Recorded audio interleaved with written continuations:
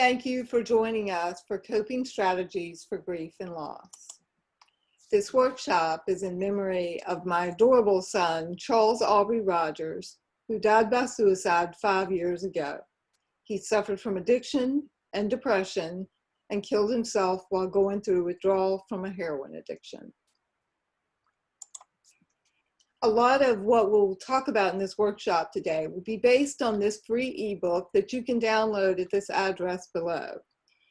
It's also I've also included a worksheet that's basically a worksheet that you would sit down with a friend because your friends don't understand how to support you. And I'll talk a little bit more about it in the workshop and how it can help you help them support you better, because they can't read your mind. So I'm going to start with something I call the bereaved parent pledge. And I think the first thing that I needed to realize when I started this journey is we came home and we kind of collapsed in a pile of pain on the kitchen floor, and my dog jumped in the middle because he could feel our despair. And I remember thinking, this hurts so, so bad. I can't survive this. I just can't survive this. And then I told myself I can survive. And this is why, because as much as it hurts right now, and it was brutal, as all of you know, it will never ever hurt as bad as getting the news. That part is over, and it will never ever hurt that much again. And I knew if I could survive that, I could survive this. So when those waves were pinning me to my mattress that I felt like I won't make it, I remembered that. And just when I thought I couldn't take it anymore, it would lift. Now, in this process at first, I also had to learn to respect where other family members were in this process. So for example, we learned about my son's death 4 days after we sold our house.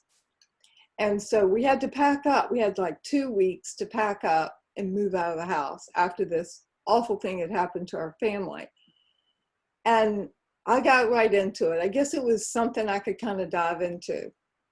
My friends and family were a huge help, but my husband kind of checked out on the whole thing. Like, he didn't pack a single box. And I remember being not angry, but upset that he wasn't helping more. And the day of the move, I was really kind of in there being this referee, and he was just kind of checked out. And I remember feeling sort of resentful about that. But about 10 weeks later, when we moved into our house, and there was a time where the house wasn't ready yet, and we moved in, and I remember I went totally catatonic, like, I'm done. I can't do another thing. And he kind of picked up and took over and got everything signed. So we kind of learned this kind of tag team that when somebody else is really struggling, the other one was able to kind of pick up where the family needed it. Also, there is a difference in how each of us answers the question. My husband and I get the question, how many children do you have? And from the beginning, I answered with, my oldest son is living his dream as a filmmaker in LA, and my youngest died by suicide. He struggled with depression and addiction. And the first time I said it in front of my family, they kind of were a little struck dumb and thought the air got sucked out of the room. But for me, that felt very comfortable, and they accepted it. And it took me a minute to accept what they said, because I felt like they weren't honoring what my son had gone through. So my husband would say, I raised 2 boys. And now he answers, I raised 2 boys, and one of them is in heaven. And my oldest said something really funny. He was at a bar, and a young lady asked him, did he have any brothers and sisters? And he said, no. And they said, so you're an only child? And he goes, well, not that either. And I remember thinking, What a mystery man he is. She must have really wondered about that one. My point is that each way that we answer it, none of those ways we answer is wrong.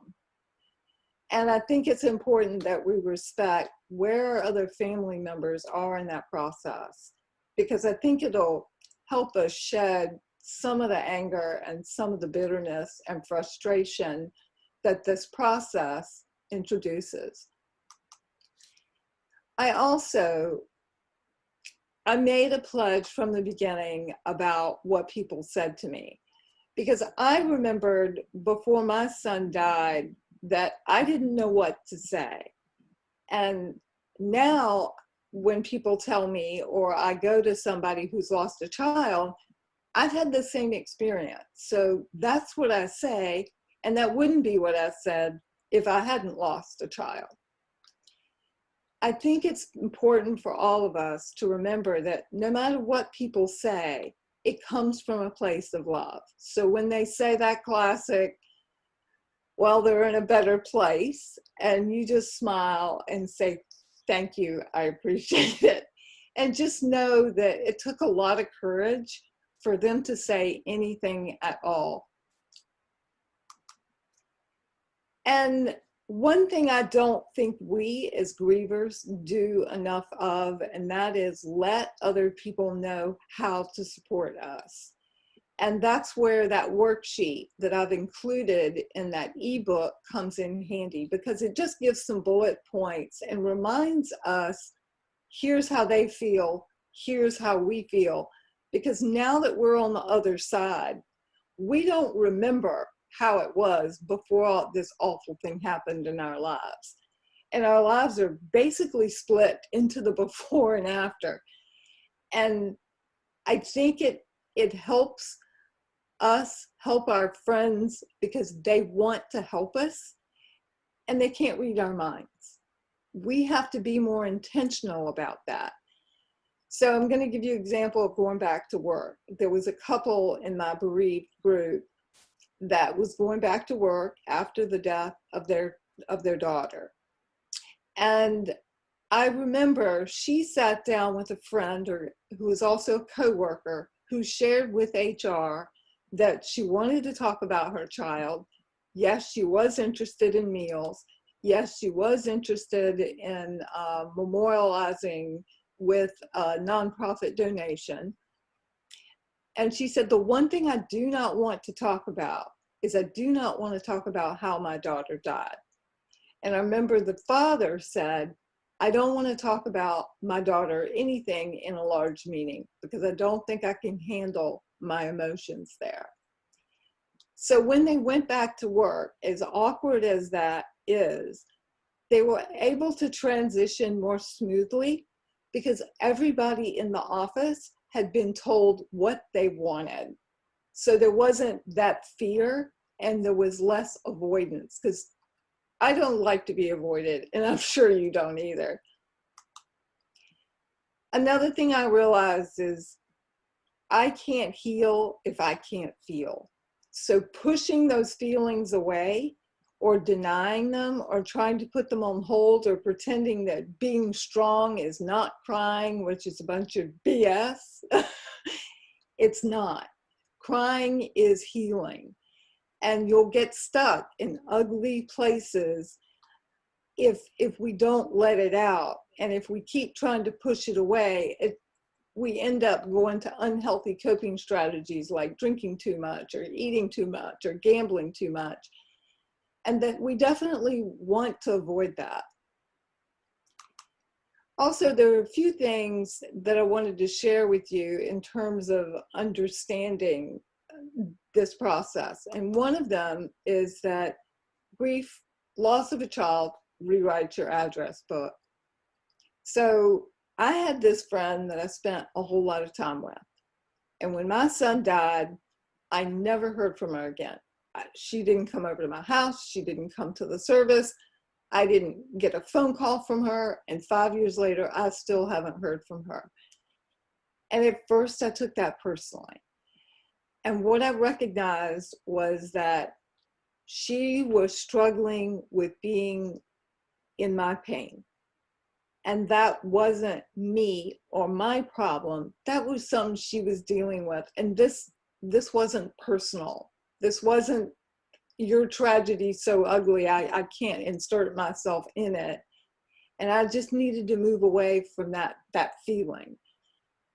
And what I do appreciate is that all the beautiful people like you all that I have met since this tragedy happened in my life. I would have never met half of the beautiful people that I have. And I'm so grateful for that. Your loss is uncomfortable for others. And I think the secret is becoming comfortable with that discomfort. Know that it's coming. Set that expectation, because it's never going to be real smooth when you tell someone. And knowing that and setting that expectation for yourself and for the other person, but also saying it in a way that allows them to share and feel empathy for you. So getting comfortable with being uncomfortable. I think the capacity of others to sit with you in your pain varies. So I'm sure you've noticed that there are certain friends of yours that'll come over and just hang out with you and let you talk about your child and not try to fix. And that's the perfect friend, right? But not everyone is comfortable with that. And there are very few actually who are.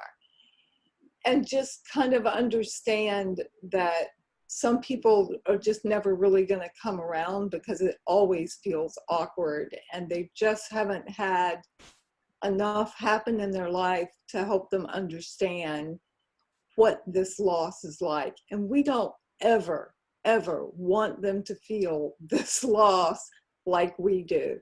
I mean, I would never wish that on another human being. I also wanted to point out that there's nothing wrong with you. You're feeling this range of emotions from anger to bitterness, and somebody might even say, well, you seem really depressed. I'm grieving.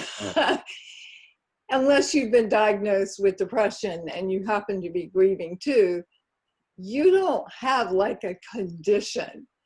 And it's not a condition that needs, most of the time, medical attention. Now, when it does need medical attention, if you're a year out and you are not enjoying any activities, you still struggle to get out of bed every single day, and you can't laugh or have a conversation, that would be called complicated grief. And you do need to find some additional help and support. And there are many therapists that actually support complicated grief. But for the most part, all that range of things that you're feeling, that you're talking with other people at this conference, they feel them too. And this is a normal part of the grieving process. I think if somebody had told me before my son died by suicide that I would have a relationship with my beloved dead, I would have told him they were crazy. But I have found that after his death, my relationship with my beloved dead has evolved and changed. So from the beginning, and I still do this, I talk to the air, I ask for his advice, I look for signs. That hasn't changed. But how it has evolved in that I know him better now than when he was alive. And that's because my son left a bunch of written lyrics that I didn't read until after he died. And I started to understand and know my son better than I ever had before. And I did have some guilt working through that, but I have worked through that. And I know that I will love my child to the day he dies, because I didn't erase him from my family tree. And that love will evolve, and that's okay. I think it's important to make a plan. So the little picture you hear that you see on the screen is a gathering that I had on my son's birthday. So I got together all of his old friends that he grew up with, and we had a big celebration and a big picnic because Charles loved having everybody over. He loved big friend gatherings and family gatherings. And that's what I wanted to do to kind of honor the day and to get through the day. And I think it's important for those big days like birthday, death anniversary, the holidays, is to make some plans, but also if you don't feel up to them, know that you can cancel them. Have an escape plan and include some self-care into that process. Create rituals.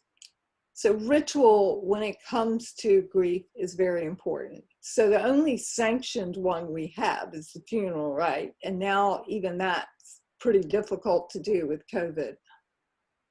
But having something right after they die to memorialize that loved one helps kick off that grieving process. And think about the family traditions you have every year, say at Christmas, at Thanksgiving, at Easter. How can you incorporate new traditions to honor the memory of your loved one? And how will you cope? So giving thought to that before it happens really helps you manage it once those holidays and the weddings happen. One thing I've noticed is that when I really have a difficult time, I need to give back in some way. So for whatever reason, there's no death anniversary, but last week and this week, I've just had a more difficult week. It's been 5 years, but for whatever reason, I've struggled and I've cried more and I've thought more about him and I've looked at more pictures.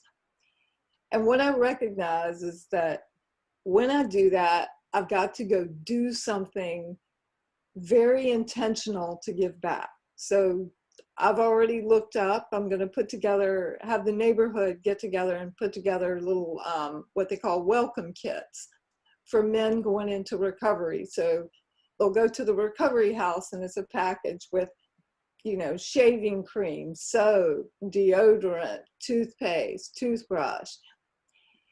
And by going through this process, I always feel a sense of healing and I just feel good.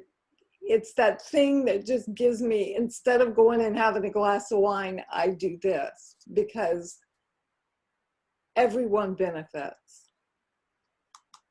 I think it is paramount for you to find support. And so this is my book club, you'll see here. And I don't really go into all the details of my grief with this group anymore because I have a special group for that, people like you.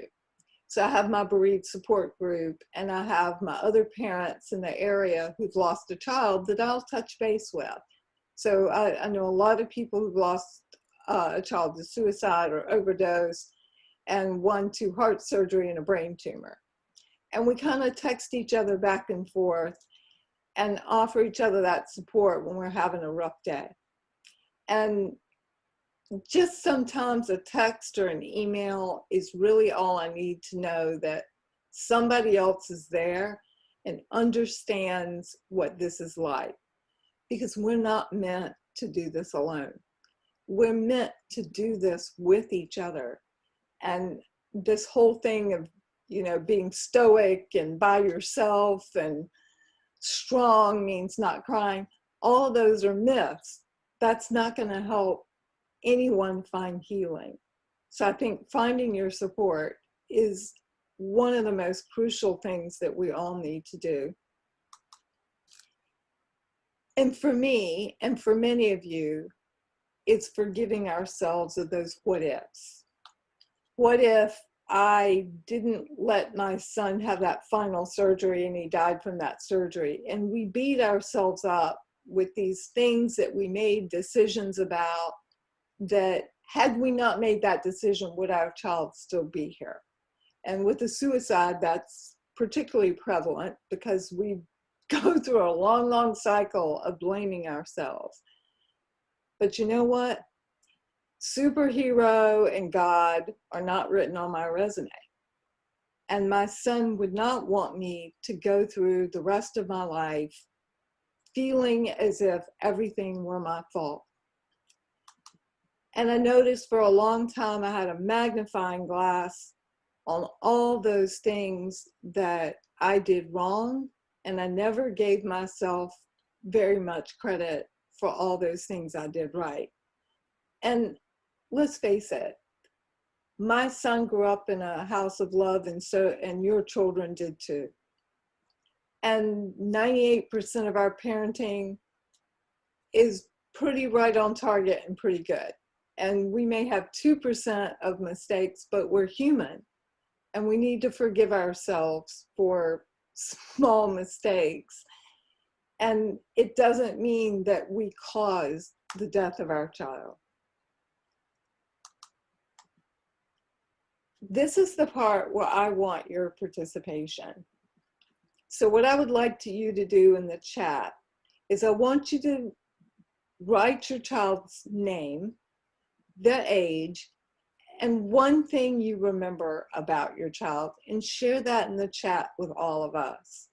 Because I would like to get to know who's here and who everybody's child is, because that part is the special part. So if you would drop one I remember in the chat now, that would be great. And I just wanted to remind you where the worksheet and the ebook is, the free ebook. It's about 60 pages, and you can just kind of scan the table of contents, and you don't have to read the whole book. You just kind of go, nah, nah, nah, oh, that one sounds good, that one sounds good.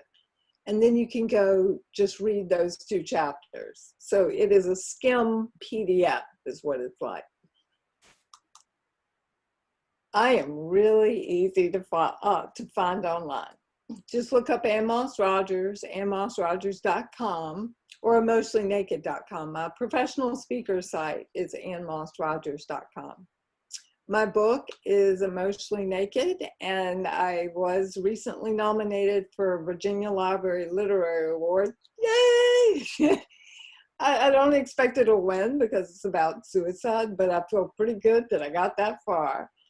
I really thank you for attending this workshop today. It was a real challenge to make this virtual and recorded instead of how I usually do it. But I'm so appreciative to the staff at BPUSA for making it happen. Thanks so much.